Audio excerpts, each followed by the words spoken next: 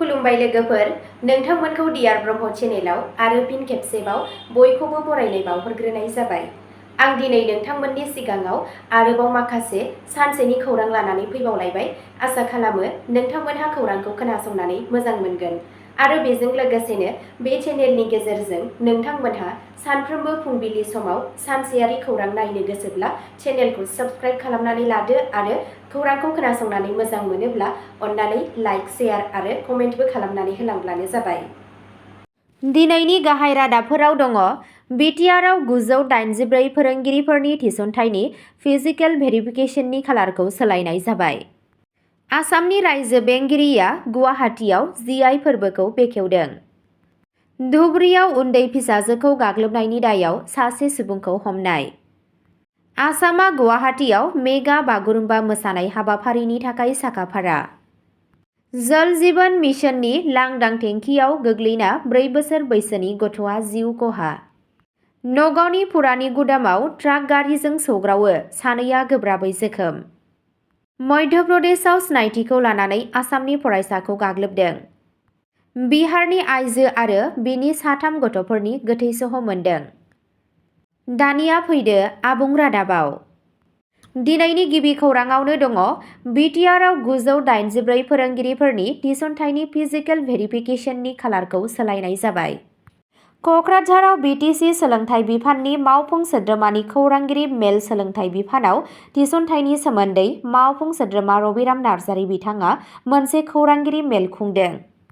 17 जानुवारिनिफ्राय जानो गोनां सा 984 फोरोंगिरिफोरनि थिसनथायनि थाखाय फिजिकेल भेरिफिकेशनखौ फिन थि खालामनाय जाबाय। बे भेरिफिकेशनआ गाहाय गुदि आरो गोजौ गुदि फरायसालिफोराव फोरोंगिरिफोरनि थिसनथायनि थाखायमोन। 17 जानुवारियाव सर'साजाय स्टेडियामाव जानो गोनां बागुरुम्बा मोसानायनि थाखाय खालारखौ सोलायनाय जाबाय।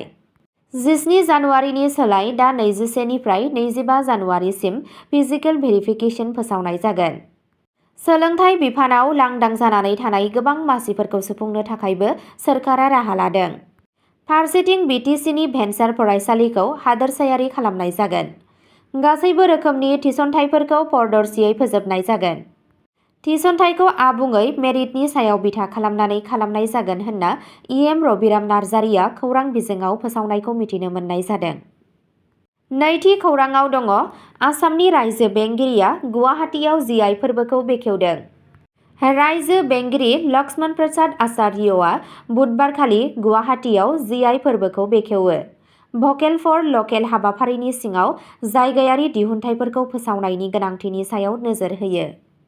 बे हाबाफारिखौ भारतनि धोनि हारिमुआरि उनमोनथाइ आरो दिहुनथायफोरखौ जिअग्राफिकेल इन्डिकेशन (जिआइ टेगजों दिन्थिफुंनो थाखाय खुंनाय जादों।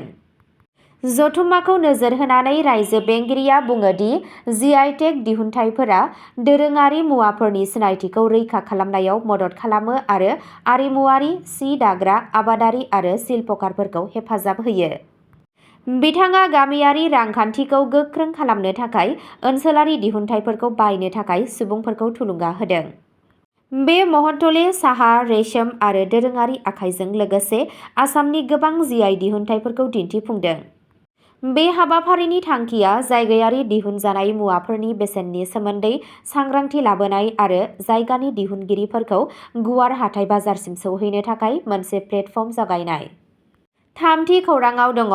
धुबुरीआव उन्दै फिसाजोखौ गाग्लोबनायनि दायाव सासे सुबुंखौ हमनाय। आसामनि धुबुरी जिल्लानि पुलिसआ गावनि उन्दै फिसाजोखौ आथोनारि सोमोन्दो लाखिनायनि दायाव बुधबारखालि रतन रयखौ खायो।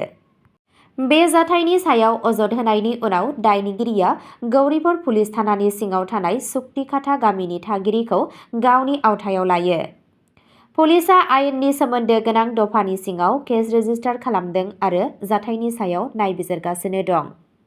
दावबांगि पुलिस आउटपस्टनि मावख'गिरिया नायबिजिरनायाव फोरमान बुथुमगासिनो दं आरो स्टेटमेन्ट रेकर्डिं खालामगासिनो दं। बे हमजानायनि जाहोनाव ओनसोलनि सुबुंफोरा सोमोनांदों, जाय बिथांमोनहा गोख्रों राहा लानो दाबि खालामदों। पुलिसआ बुङो दि नायबिजिरनायखौ सेन्सिटिभ महरै सामलायनाय जादों आरो बेनि थांखिया उन्दै बैसोनि भुगिनांनाय सुबुंखौ न्याय होनाय। ब्रैथि खौराङाव दङ। आसामआ गुवाहाटीआव मेगा बागुरुम्बा मोसानाय हाबाफारिनि थाखाय साखाफारा। आसामा 17 जानुवारि खालि सर'साजाय स्टेडियामाव बर'फोरनि दोरोङारि बागुरुम्बा मोसानायखौ लानानै मोनसे गिदिर हारिमुआरि हाबाफारिनि थाखाय थियारि खालामगासिनो दं, जेराव सा 10,000सो मोसाग्राफोरा गाहाय मन्त्रि नरेन्द्र मदिनि नुजाथिनायाव दिन्थिफुंगोन। जोबथा दिन्थिफुंनायनि सिगां रिहार्सेल खालामनो थाखाय 12 जानुवारिनिफ्राय गं 23 जिल्ला आरो गं 81 बिधान सभा बियाबनि महरगिरिफोरा सौफैदों। आसामनि हारिमुआरि बिफाननि मन्थ्रि बिथाङा बुङो दि बे हाबाफारिनि थांखिया हादोरसानि धोनि सुबुं हारिमुखौ गुबुन जाफुंसार हारिमुआरि दिन्थिफुंनायनि उनाव मोनसे गिदिर प्लेटफर्मआव दिन्थिफुंनाय आरो संरैखा खालामनाय। बर' हारिनि मोनसे जिउ गोनां सुबुं दोरोङारि बागुरुम्बा मोसानाया मिथिंगा आरो हारिमुआरि गोरोबलायनायखौ फालियो आरो बेखौ गोबां समावनो सिख्रि मोसानाय बुंनाय जायो। बे हाबाफारिया रोजा रोजा नायगिरिफोरखौ गोसो बोनो हागोन आरो बर'नि बायदि रोखोमनि आरिमुआरि उनमोनथाइखौ दिन्थिगोन होनना मिजिंथिनाय जादों।